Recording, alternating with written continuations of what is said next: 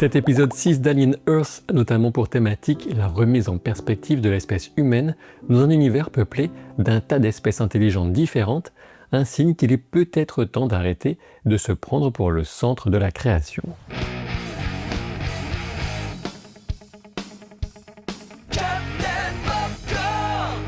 Cette saison post-Sepio nous laisse le temps de les regarder avancer, certains tombent, d'autres approchent d'une forme de victoire. C'est exactement ce que fait Kirsch, le synthétique, comme j'avais déjà pu le souligner dans les épisodes précédents. Si l'épisode 5 établissait un parallèle assez clair entre le xénomorphe et Morrow, ce sixième fait de même entre le Théocellus, dans son mouton, et Kirsch. Les deux observent la situation et poussent légèrement au bon moment pour que les choses dégénèrent. J'avais pu vous expliquer que de mon point de vue, l'objectif de Kirsch consistait à mener des expériences à la fois sur les espèces aliens, sur les hybrides, tout en favorisant le plan de Morrow via Slightly pour finalement capturer le cyborg. Je pense que cette évaluation reste pertinente, mais de plus en plus on sent que Kirsch n'agit pas pour répondre aux directives de Boy Cavalier. Quel est son objectif final? Je dirais en premier lieu sa propre survie et la démonstration de sa non-obsolescence, ce qui impliquera, si besoin, de trahir Prodigy pour rejoindre le service de Weyland-Yutani. Je pense que la scène de l'ascenseur entre Kirsch et Morrow, outre le fait d'être l'une des meilleures de l'épisode, nous offre un aperçu quant aux craintes et souhaits de chacun. Morrow qualifie Kirsch de vieux jouet. Pourquoi jouer? Parce que Boy Cavalier se comporte comme un enfant passant d'un hocher à un autre. Pourquoi vieux? Parce que l'invention des hybrides rend Kirsch potentiellement obsolète. Toute la saison et notamment cet épisode démontre combien l'idée de base des hybrides est mauvaise. Mettre la conscience d'enfant, ou sa réplique, dans des corps artificiels adultes et puissants qui plus est, voilà qui est non seulement mauvais d'un point de vue éthique, mais qui aboutit concrètement à des catastrophes. C'est vraiment irresponsable de ne pas les monitorer de plus près. Alors oui, Kirsch est celui qui les surveille le plus, mais justement son intérêt personnel consiste en partie à démontrer qu'ils sont moins fiables que lui et qu'il ne doit pas être mis au rebut, d'où ma remarque sur la question centrale de l'obsolescence. Ce n'est pas tout puisque dans l'ascenseur, Kirsch évoque la douleur des humains, une manière pour lui d'exprimer indirectement une certaine condescendance pour l'être humain en général, et d'ajouter encore plus d'incertitude quant au futur hôte de notre cher Théocellus. En effet, il évoque le fait de faire sortir un œil du crâne de Morrow, ce qui ouvre encore davantage le champ des possibles. Qui sera finalement parasité par l'œil? Morrow, Boy Cavalier ou encore Nibs? Les plus probables semblent maintenant être Morrow et Boy Cavalier, sachant qu'il faudra sans doute une victime marquante pour la plante carnivore dans les deux derniers épisodes. La menace sur l'œil peut aussi éventuellement être considérée comme une référence à Blade Runner, encore et toujours, dans la mesure où Roy Batty tue Tyrell, son créateur, par les yeux, sachant que le parallèle entre Roy et Kirsch est forcément volontaire avec sa couleur de cheveux et sa nature même d'androïde. On remarque qu'un personnage reste très en retrait, il s'agit de Curly. Elle avait été un peu mise en avant via son dialogue avec Boy comme une rivale potentielle de Wendy, ce qui en faisait une candidate pour la fée Clochette dans cette analogie avec Peter Pan qui baigne toute la série. Toutefois, depuis lors, Curly reste un personnage inexploité. Je suppose qu'on aura un petit quelque chose pour elle d'ici la fin de saison, mais une théorie monte, notamment sur Reddit, quant à la possibilité que Kirsch soit en réalité la fée Clochette, avec une forme de jalousie au regard des hybrides, nouveau compagnon de jeu préféré de Peter Pan alias Boy Cavalier, et qui emprunte en partie la magie qui fait des synthétiques des êtres à part. C'est une piste de réflexion intéressante, toutefois j'ai la conviction que Kirsch se contrefout profondément de l'attention et encore plus de l'amour de Boy Cavalier. Il se préoccupe essentiellement de sa propre préservation, comme je vous le disais, et de toute façon c'est une question très secondaire et théorique. Toujours sur l'influence de Peter Pan sur la série, je reviens sur un commentaire très pertinent de Watek Fox qui expliquait que Arthur et Dame Sylvia doivent leur prénom à un couple que le créateur de Peter Pan connaissait bien, Arthur et Sylvia Davis. Leurs enfants auraient inspiré Les Enfants Perdus, et J.M. Barrie, l'auteur, en est devenu le tuteur légal à la mort des deux parents. Pour revenir sur le parallèle établi par cet épisode de manière assez flagrante entre Kirsch d'un côté et le Théocellus de l'autre, les deux sont des observateurs machiavéliques qui attendent le moment parfait pour servir leur intérêt propre. Cela ne fait que renforcer cette rivalité entre le xénomorphe et l'Ocellus, vu dans l'épisode 5, une rivalité qu'on retrouve entre Morrow et Kirsch. Le dialogue entre Joe et Kirsch souligne le dédain absolu, encore une fois, du synthétique pour les humains, qu'il compare à des oignons, tandis que Wendy serait une étoile. Concrètement, on y apprend aussi que le voyage à une vitesse supérieure à celle de la lumière n'est pas maîtrisé, mais que Wendy pourrait éventuellement résoudre ce type de problème physique apparemment insoluble. L'échange souligne aussi que la vision que Joe a de sa sœur ne correspond plus à la réalité. Elle n'est plus une enfant et tout l'épisode tend vers l'affirmation de son indépendance par Marcy, L'échange avec son frère démontre qu'il projette ce qu'il pense être le mieux pour elle, sans même en avoir parlé avec elle de prime abord. Alors c'est vrai, on ne peut pas franchement en vouloir à Joe, c'est le rôle d'un adulte parfois de protéger un enfant de lui-même, car il n'est pas en mesure de prendre certaines décisions. Marcy lui sert aussi au passage le discours bullshit de la Yes Place, du baratin typique de riches businessmen de la tech, qui vendent leur camelote comme si le monde avait besoin de gadgets et pas de retrouver un équilibre avec l'écosystème avant son total effondrement, mais c'est un autre sujet.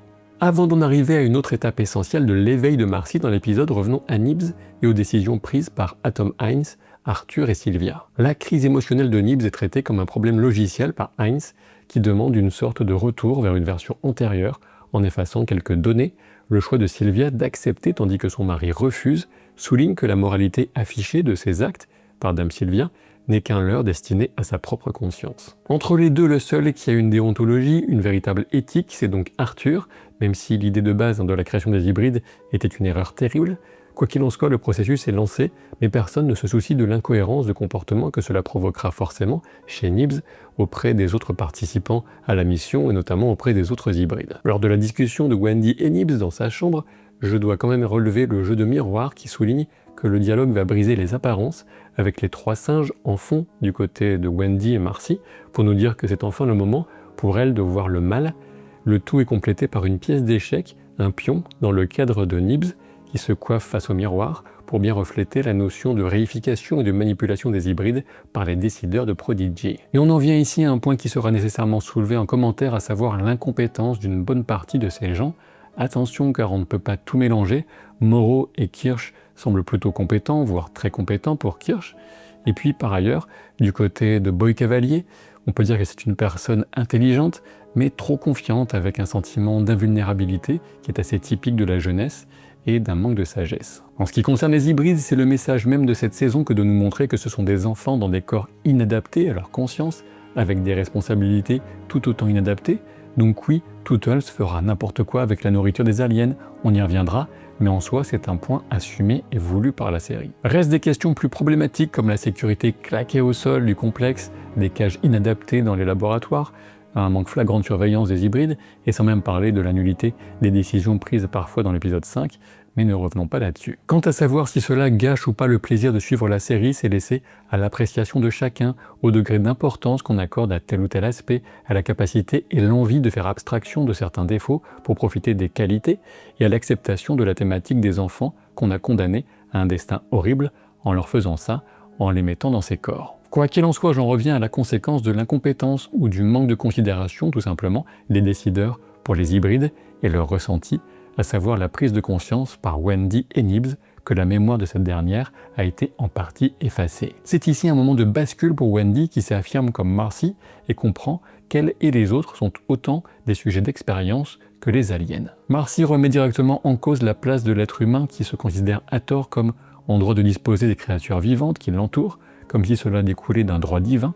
Elle le fait d'abord dans la discussion avec Joe jusqu'à lancer au visage de Dame Sylvia que le problème c'est bien elle, et je l'ai pris dans le sens de Sylvia comme une représentante de l'humanité dans son ensemble. Ceci étant dit, l'habitude de l'humanité d'utiliser les autres êtres s'applique aussi aux humains entre eux, bien sûr. C'est pourquoi le discours de Sibériane, la meneuse du groupe tactique, qui fait une patrouille dehors, fait écho aux découvertes de Wendy. Elle a conscience que les soldats comme elle sont des expandables, donc des sacrifiables. Et au passage, on peut souligner que le dialogue de Sibériane, quant au fait de simplement savoir où sont les monstres, est sans doute une référence à la réplique de Vasquez dans Aliens, quand elle dit qu'elle a juste besoin de savoir où les xénos se trouvent pour les flinguer. J'en viens à la séquence de l'arbitrage entre Prodigy et Weyland-Yutani. Que dire sinon que Boy est insupportable mais compétent dans son genre? La dirigeante de Weyland-Yutani n'évoque pas le fait que la chute du vaisseau était provoquée par un sabotage. Elle le sait puisque l'information avait été entrée par Moreau dans son rapport à l'ordinateur de bord, et il y a un contact a priori entre Mother et la Terre, surtout à distance proche comme au retour du vaisseau. Mais alors pourquoi le sabotage n'a-t-il pas été évoqué lors de l'arbitrage? J'imagine que c'est faute de preuves ou pour conserver une carte en main si la tentative de récupération par infiltration sur l'île devait se révéler être un échec. De ce côté, j'estime que la situation de Slightly, toujours contrôlée par Moreau, n'amène pas spécialement un commentaire. On sent simplement la poigne implacable de la fatalité se refermer sur Arthur, qui va devenir la victime par défaut du petit garçon faute de pouvoir convaincre Joe de le suivre dans la tentative la plus pitoyable et authentiquement enfantine de convaincre un adulte de venir se jeter dans un piège. Lorsque Kirsch envoie les instructions à Tootles, ou Isaac comme il a choisi de se nommer, pour nourrir et abreuver les créatures du labo, je ne pense pas que le synthétique pense réellement que les choses vont aussi mal tourner. Il surestime tout simplement la capacité d'Isaac à ne pas se mettre en danger. L'épisode se nomme La Mouche et on va voir le petit parallèle avec le film éponyme dans la mesure où le non-respect d'un protocole avec une fermeture de porte va aboutir à un désastre absolu. Certes, Isaac s'y prend bien mal pour déposer le plateau après avoir abîmé la porte externe de l'emplacement dédié. Néanmoins, sa circonstance atténuante, c'est qu'il s'en serait quand même sorti, sans doute, sans l'intervention de Théocellus et son coup de boule contre la vitre. Voilà qui ne fait que confirmer que l'œil cherchait bien à distraire la scientifique sur le vaisseau Maginot et pas du tout à la prévenir d'un danger. Le péché d'orgueil d'Isaac, en ne prenant pas l'aide de Curly comme souhaité par Kirsch, lui coûte la vie, du moins a priori. Alors certes, Isaac aurait dû passer en mode tapette à mouche géante plutôt que de tenter de faire un Miami avec une créature qui liquéfie et qui absorbe les métaux, mais voilà toujours de comportement un peu enfantin des hybrides. Et pendant que j'y pense, un peu en rapport avec la mouche, j'ai l'occasion de dire que je m'étais trompé dans l'interprétation d'une phrase de Petrovitch, le saboteur du vaisseau. On m'avait fait remarquer en commentaire que ce que dit Petrovitch sur les insectes qui avaient pondu dans les yeux de sa femme était simplement une manière de dire qu'elle était morte et enterrée après les 65 années de voyage du Maginot, et c'était bel et bien le cas. Je pensais initialement que cela décrirait une manière pour la mouche de se reproduire, mais pas du tout. Je pense que la formulation portait clairement à confusion pour un personnage sur un vaisseau dont une partie de l'équipage est morte en récupérant des prédateurs aliens, mais bon, c'est comme ça. L'aide qu'Arthur apporte à Joe en lui montrant le code pour le bateau et le tracking des hybrides finit de le désigner comme un gars bien et donc une victime évidente. Il en va de même de la nonchalance de Boy Cavalier qui se la joue titanique face à la vitre du cockpit, tandis que Kirsch lui affirme que tout va bien. Et effectivement, on a très hâte de voir à quel point tout va pour le mieux sur l'île merveilleuse de Jurassic Park, ou le Peter Park, si vous préférez. Il nous reste 2 épisodes pour découvrir à quel point Wendy arrive à se faire comprendre du xénomorphe et à en faire un compagnon de chasse. 2 épisodes pour savoir qui se fera manger par la plante et qui se fera parasiter par l'œil. 2 épisodes pour avoir le résultat du combat tactique entre Moreau et Kirsch. 2 épisodes pour assister, je suppose, à la chute de Prodigy et à la victoire de Weyland-Yutani, à moins que ce soit trop pour une seule saison. Et si vous ne voulez pas vous faire liquéfier la tronche par une mouche adaptée aux êtres organiques, à moins que vous ne soyez en fer, je sais pas, vos abonnements, pouces et commentaires sont toujours aussi indispensables, et merci beaucoup à celles et ceux qui deviennent membres de la chaîne, c'est trop cool de votre part. À très vite pour de nouvelles aventures, par exemple ce vendredi, puisque nous avons 3 rendez-vous par semaine, lundi, mercredi et vendredi. Salut!